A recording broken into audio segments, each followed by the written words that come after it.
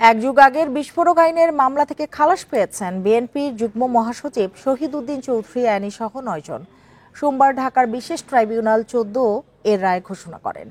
রায়ের পর্যবেক্ষণে বিচারক বলেন, অভিযোগের পক্ষে সুনির্দিষ্ট কোনো প্রমাণ দেখাতে পারেনি রাষ্ট্রপক্ষ, তাই সবাইকে খালাস দেওয়া হলো। বান্ডেল থাকলে প্রতি সেনমানিতে টাকা বাঁচবে।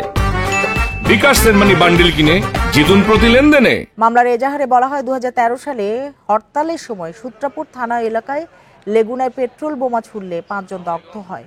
গাড়ি পোড়ানোর ঘটনায় বিএনপির প্রয়াত নেতা সাদেক হোসেন খোকা ও অ্যানি সহ ১০ জনকে আসামি করা হয়।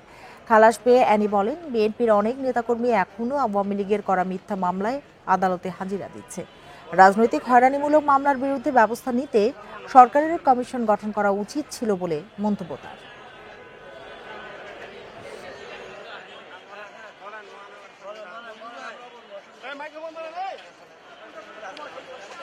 যারা আমরা ফ্যাসিস্টের বিরুদ্ধে লড়াই করেছি, সংগ্রাম করেছি, সকল মামলা এখন প্রত্যাহার হয় নাই। এটা আমাদের একটা কষ্টের জায়গা। যদি একটা কমিশন করা হতো তাহলে এই মামলাগুলো আরও আগেই দ্রুত নিষ্পত্তি হয়ে সবাই আমরা ফ্রি হতে পারতাম, এবং তাই উচিত ছিল।